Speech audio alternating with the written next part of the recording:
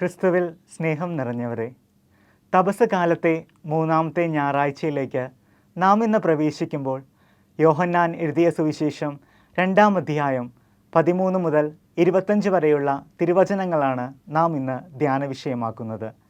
സാധാരണയായി ഒരു യഹൂദനെ സംബന്ധിച്ചിടത്തോളം പെസഹ തിരുനാളിലും പെന്തക്കോസ്ത തിരുനാളിലും കൂടാര തിരുനാളിലും ജെറൂസലേം ദേവാലയത്തിൽ പോയി ബലിയർപ്പിക്കേണ്ടിയിരുന്നു. യേശു പെസഹ തിരുനാളിന് വേണ്ടി ദേവാലയത്തിലേക്ക് പ്രവേശിക്കുമ്പോഴാണ് ആട്, കാള, പ്രാവ് എന്നിവ വിൽക്കുന്നവരെയും നാണയമാറ്റക്കാരെയും ദേവാലയത്തിൽ കാണുകയും യേശു ഉടനെ കയറുകൊണ്ട് ഒരു ചമ്മട്ടി ഉണ്ടാക്കി ആടുകളോടും കാളകളോടും കൂടെ ദേവാലയത്തിൽ നിന്ന് അവരെ പുറത്താക്കുന്നതാണ് ഇന്നത്തെ സുവിശേഷ ഭാഗം. ഇന്നത്തെ സുവിശേഷത്തിലൂടെ 3 കാര്യങ്ങളാണ് ക്രിസ്തുനാഥൻ നമ്മെ പഠിപ്പിക്കുന്നത്. ഒന്നാമതായി, ഏവർക്കും ഇടം നൽകുന്ന ആലയമായി മാറണം ദേവാലയം. എൻ്റെ ആലയം എല്ലാ ജനങ്ങൾക്കുമുള്ള പ്രാർത്ഥനാലയം എന്ന് വിളിക്കപ്പെടുമെന്ന് ഏശയ്യാ പ്രവാചകൻ്റെ പുസ്തകം 56-ാം അധ്യായം 7-ാം വാക്യത്തിൽ നാം കാണുന്നു. ജെറൂസലേം ദേവാലയത്തെ ഒന്ന് നോക്കിക്കാണാൻ ശ്രമിക്കുകയാണെങ്കിൽ അതിന് 5 ഭാഗങ്ങളാണ് ഉണ്ടായിരുന്നത്. ദേവാലയത്തിൻ്റെ ഏറ്റവും പുറമെയുള്ള ഭാഗം വിജാതീയ ക്രിസ്ത്യാനികൾക്ക് ബലിയർപ്പിക്കാനുള്ള സ്ഥലമായിരുന്നു. ദേവാലയത്തിൻ്റെ ഉള്ളിലേക്ക് ചെല്ലുമ്പോൾ സ്ത്രീകൾക്കുള്ള സ്ഥലം, പുരുഷന്മാർക്കുള്ള സ്ഥലം, പുരോഹിതർക്കുള്ള സ്ഥലം, ദേവാലയത്തിൻ്റെ ഏറ്റവും ഉള്ളിലുള്ള സ്ഥലം ഹോളി ഓഫ് ഹോളി അഥവാ അതിവിശുദ്ധ സ്ഥലം എന്ന് അറിയപ്പെട്ടിരുന്നു. ഇവിടെയാണ് വാഗ്ദാന പേടകം സ്ഥാപിച്ചിരുന്നത്. വർഷത്തിലൊരിക്കൽ പ്രധാന പുരോഹിതൻ ഇവിടെ പ്രവേശിച്ച് പാപപരിഹാര ബലി അർപ്പിക്കുകയും ചെയ്തിരുന്നു. ഇന്നത്തെ സുവിശേഷത്തിൽ കാണുന്ന സംഭവ വികാസങ്ങൾ എല്ലാം നടക്കുന്നത് വിജാതീയ തലത്തിലാണ്.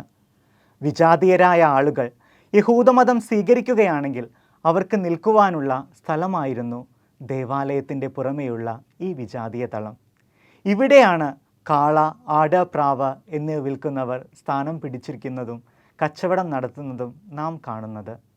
വിജാതീയർക്ക് ആരാധന നടത്താൻ അർഹമായ സ്ഥലം നഷ്ടപ്പെടുന്ന കാഴ്ചയാണ് ഇവിടെ നാം കാണുന്നത്.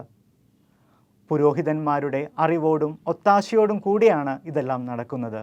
ഇന്നും നമ്മുടെ ഏതാനും ദേവാലയങ്ങളിൽ ആരാധനക്രമങ്ങളുടെ പേരിലും പലർക്കും ബലിയർപ്പിക്കുവാനുള്ള സ്വാതന്ത്ര്യം നഷ്ടപ്പെടുന്നുണ്ട്.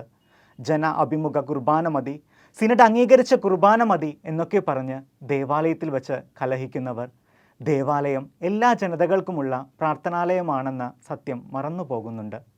2, വേർതിരിവുകൾ ഇല്ലാത്ത ഇടമായി മാറണം ദേവാലയം. ജെറൂസലേം ദേവാലയത്തിൽ ബലി കഴിച്ചിരുന്ന ബലിവസ്തുക്കളുടെ കാര്യത്തിലും വലിപ്പച്ചെറുപ്പ വ്യത്യാസം കാത്തു സൂക്ഷിച്ചിരുന്നു. ധനികരാണെങ്കിൽ ശുദ്ധീകരണ കാഴ്ചയ്ക്കായി ആട്ടിൻകുട്ടിയെ ബലി കഴിക്കണം. പാവപ്പെട്ടവരാണെങ്കിൽ പ്രാവിനെ ബലി കഴിക്കണം.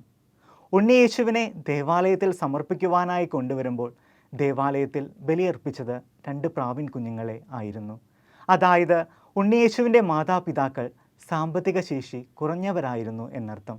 ദേവാലയത്തിൽ എല്ലാവർക്കും തുല്യസ്ഥാനം ലഭിക്കുകയും വലിപ്പച്ചെറുപ്പ വ്യത്യാസമില്ലാതെയും സോഷ്യൽ സ്റ്റാറ്റസിൻ്റെ ബേസിലോ നാം ആരെയും വേർതിരിച്ച് കാണാൻ ശ്രമിക്കരുത്.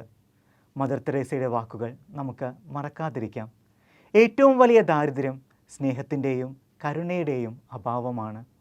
വത്തിക്കാൻ സെക്കൻഡിലെ ഡോക്യുമെൻ്റായ ഗൗദിയും എറ്റ് സ്പസ് നാം ഇപ്രകാരം വായിക്കുന്നു: ഓരോ മനുഷ്യനും അഭിമുഖീകരിക്കുന്ന പ്രശ്നങ്ങളെക്കുറിച്ച് നിസ്സംഗത പാലിക്കാൻ സഭയ്ക്ക് കഴിയുകയില്ല.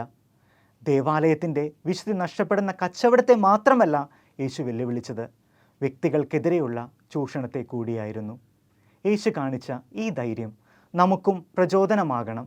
സമൂഹത്തിലെ അനീതിക്കെതിരെ ശബ്ദമുയർത്താനും ദുർബലരെ പിന്തുണയ്ക്കാനും നമുക്ക് കഴിയണം. 3-മതായി, നമ്മുടെ ശരീരം ദേവാലയമായി മാറണം.